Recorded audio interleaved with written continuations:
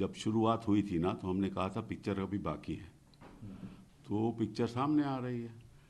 इन्होंने जो भी चुनाव लड़ना चाहता है, जो भी एक दल का नेतृत्व संभालता है, उनको ये अरेस्ट करेंगे।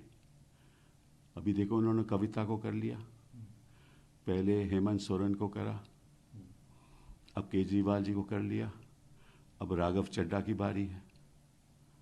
हाँ, और उसके अगर नीतीश कुमार जी अगर इनके साथ दोबारा नहीं जाते तो हो सकता है कि वहाँ भी कुछ ऐसा होता।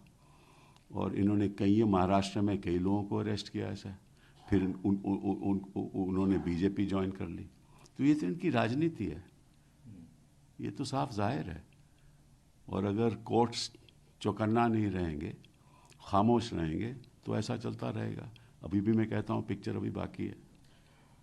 जब अरेस्ट हुआ तो आपने एक ट्वीट भी किया, आपने कहा mother of democracy has demonstrated that ED is the most obedient son. आप काफ़ी टाइम से ये मैंने सुबह एक और किया है, और ट्वीट का है कि जो इस सरकार की जो मिनिस्टर ऑफ स्टेट है ना, डी फैक्टो, वो ईडी है, और साथ में मोस्ट ओबीडिएंट सर्वेंट भी है। तो ED should be given the खिताब of MOS, government of India. से बात कर लेते हैं, जिस तरीके से आम आदमी पार्टी ने भी नेशन वाइड प्रोटेस्ट का डिसाइड किया है और इनवाइट किया है इंडिया ब्लॉक के लीडर्स को ज्वाइन करने के लिए। इंडिया ब्लॉक के लिए अभी आपके हिसाब से क्या एडवाइस? नहीं, मैं क्यों किसी को एडवाइस दूँ? तो इंडिया अलायंस को खुद तय करना है क्या करना है क्या नहीं करना। मैं तो शुरुआत से कह रहा हूँ ये बात कि अलायंस को इकट्ठा होकर इसकी खिलाफत करनी चाहिए। और जिस तरह से तानाशाही चल रही है और दुरुपयोग हो रहा है, और इस केस में है क्या? कुछ भी नहीं, ज़ीरो केस है। क्योंकि आप एक गवाह बुला लो, पहली स्टेटमेंट वो कहता है कि मुझे साहब कुछ नहीं मालूम, दूसरी स्टेटमेंट में कुछ कहा कि हाँ थोड़ा सा ये मुझे मालूम है, फिर तीसरी स्टेटमेंट होती है, फिर चौथी स्टेटमेंट होती है, फिर पांचवी स्टेटमेंट में कहता है कि हाँ साहब मुझे इन्होंने कहा था कि ऐसे ऐसे पैसे पहुंचा दो, ठीक है।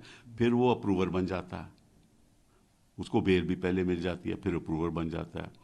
ऐसे दिनेश अरोड़ा, मंगुंता, ये सभी लोग ऐसे ही अप्रूवर बने। गवाही तो सिर्फ अप्रूवर्स की है, और सुप्रीम कोर्ट ने कई फैसलों ने कहा है कि अप्रूवर की गवाही ऐसे मानी नहीं जाती जब तक कोई ठोस सबूत साथ में नहीं हो।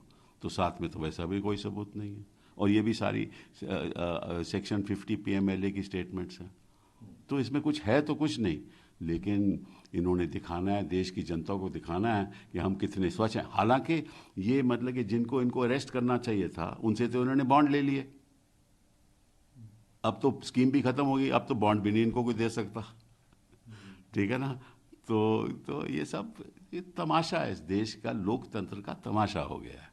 क्योंकि इलेक्ट्रल बॉन्ड पे आपने काफ़ी बार कहा है और बहुत मुखर होकर कहा है, बीजेपी 84% जितने भी इलेक्ट्रल बॉन्ड है उसको ओन करता है, और जितना जिस डोमिनेट बाइंग वो जब थ्रू द ईडी जो जिन्होंने डोनेट किया उनके साथ बॉन्डिंग हो गई, तो क्या दिक्कत है?